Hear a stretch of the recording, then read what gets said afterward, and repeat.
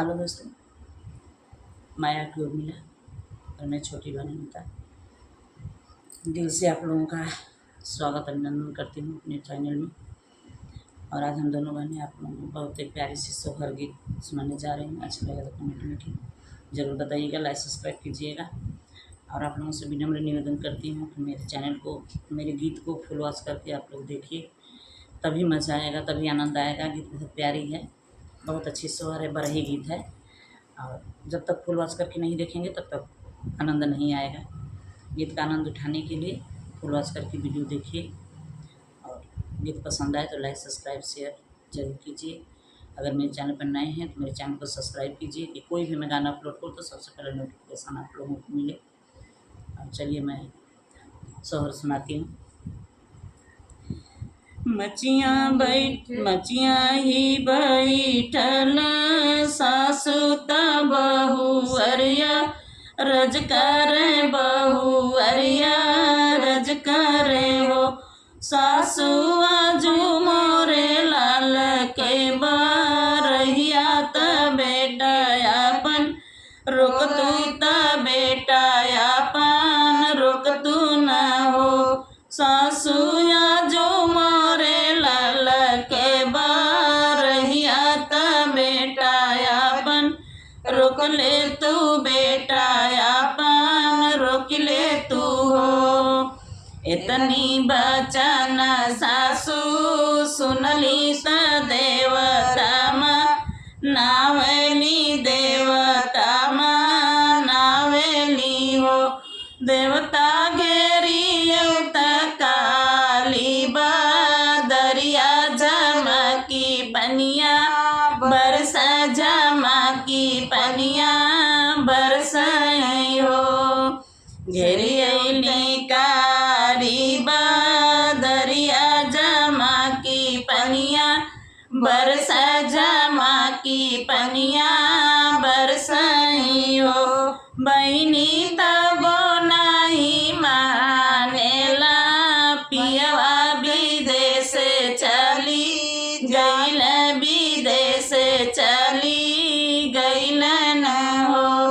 बहनी तबो नहीं मानेला पियवा विदेश चली गईल विदेश चली गईल न हो। अंगना में ठाड़ी रे जेठनी त बहुअरिया अंगना में ठाड़ी जेठनिया त छोटिया रज कर छोटिया रज कर हो।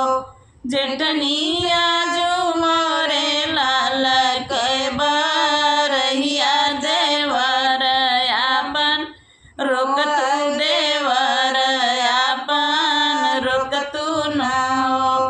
जेठनिया जो मोरे लाल के बरहिया त देवर अपन रोक तू त देवर अपन रोक तू न हो।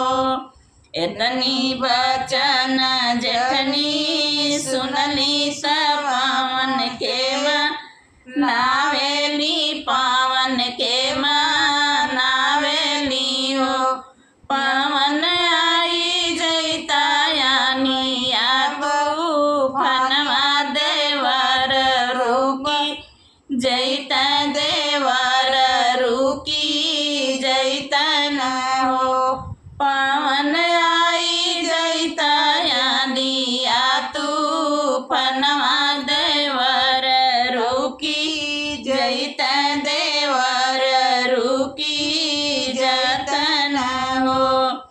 चले लागल आधिया तूफानवा त पेड़ गिरे लागल त पेड़ गिरे लागल हो। बहनी तबो नहीं मानेला पियवा विदेश चली जाला विदेश चली जाला न हो। बहनी तबो नहीं मानेला पियवा विदेश चली जाला विदेश चली जालन हो। एतनी बचन धन सुनली सुनाही नाही पावे, सुनाही नाही पावेली हो। धन चढ़ी जनी अपने टरिया त राजा के नावेली, राजा के नावेली हो। बहनी चढ़ी गईली अपने टरिया त राजा के नावेली, राजा के नावेली हो। राजा आजू तुअरे बेटा के बरहिया विदेश जीनी जाया, विदेश जीनी जाया न हो। राजा आज तुअरे लाल के बरहिया विदेश जीनी जाया, विदेश जीनी जाया न हो। सोहर गीत कैसा लगा कमेंट में ज़रूर बताइएगा। और किसी भी प्रकार का आप लोगों का गीत सुनने का मन है तो आप मुझे कमेंट में बता सकते हैं। मैं पूरी कोशिश करूँगी आप तक प्रस्तुत करने की। नमस्कार।